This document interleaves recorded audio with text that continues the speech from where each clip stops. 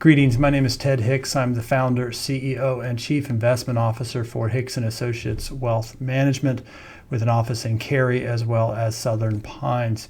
And for the last 7 or maybe it's 8 years now, I've lost count, we've partnered with the Moore County Chamber of Commerce to sponsor the annual Moore County Economic Forum.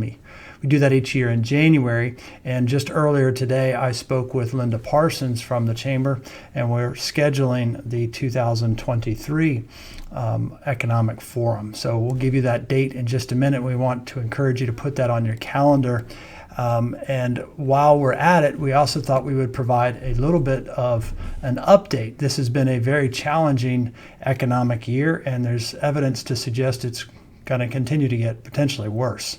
So first things first, we encourage you to mark your calendar for the last Thursday in January, which I believe is January 26th. So yes, Thursday, January 26th is going to be the date for the 2023 Economic Forum. So go ahead and put that on your calendar, but let's take a look at some of the recent data. We'll be brief and hopefully give you a little bit of an insight about where we think the economy is going between now and then. On the screen right now is some excerpts from Federal Reserve Chairman Jerome Powell's speech that he gave on Friday, August 26th to the Jackson Hole Symposium. And we'll highlight a couple of things. Notice I have emphasized some words when he's delivering the speech, and you can watch the full speech. It's only 8 minutes. You can watch the full speech on YouTube if you so desire. But when he delivers a speech, it's fairly bland. But I think it's important that we call attention to some of what he's saying, and the overall stock market absolutely called attention or latched on to some of what he said, and I'm going to show you that on a chart. So here's what he said. Restoring price stability, that refers to inflation. We'll look at inflation. Inflation has been high. We've been looking at that all year long. It has indeed come down a little bit, but not much. I'll show you that in a second. So when he's talking about price stability, he's talking about inflation. Restoring price stability will take some time and requires using our tools forcefully. Now, again, I'm adding emphasis. Requires using our tools forcefully to bring demand and supply into better balance. Reducing inflation is likely to require a sustained period of below-trend growth. Now, again, what's the trend? The trend for the last 2 quarters has been negative GDP. So they haven't been incredibly negative. It's barely negative. I think the first quarter was negative 1.6, and the second quarter was negative 0.3, if memory serves me correctly from the chart. I've already forgotten what the chart said. So that's not significantly negative, but it seems to me what Chairman Powell is saying, it's likely to require the changes that he and the Federal Reserve are going to do in terms of raising interest rates and quantitative tightening, which we probably won't get into today.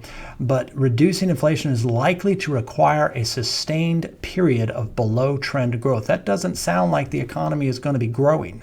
It sounds to me like that he's forecasting the economy could very well be contracting even more, because he's saying below trend, and the trend the last 2 quarters has been negative.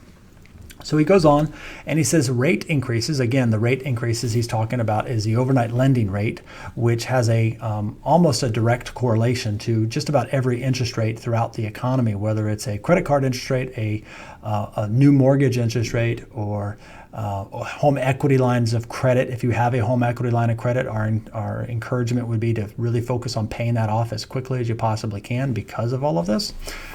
So he says rate increases will also bring some pain to households and businesses. These are unfortunate costs of reducing inflation, but a failure to restore price stability would mean far greater pain. So again, whether you are running a business or you are just running your family's budget, he's forecasting more pain. We've already experienced some pain in terms of the inflation, but he's suggesting that it very well could get worse. And what that also suggests is, again, there's a possibility of layoffs. So depending upon if you were working or you're retired or whatever, but if you're working and you're working for a big organization, small organization, as you are thinking about your next 6, 12, 18 months, you need to think about how secure your job is. How secure is the company? And again, if you have any specific questions in that regard, reach out to us and we'll be happy to spend a little bit more time diving into your particular situation.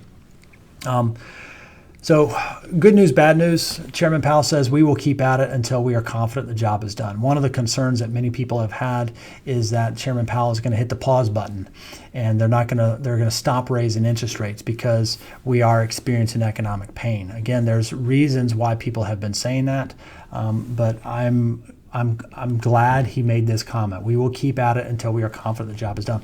I particularly don't want him to raise interest rates to try to lower inflation.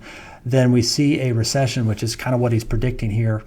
And then he says, well, there's a recession. Now we got to lower interest rates again. I think that just prolongs the problem.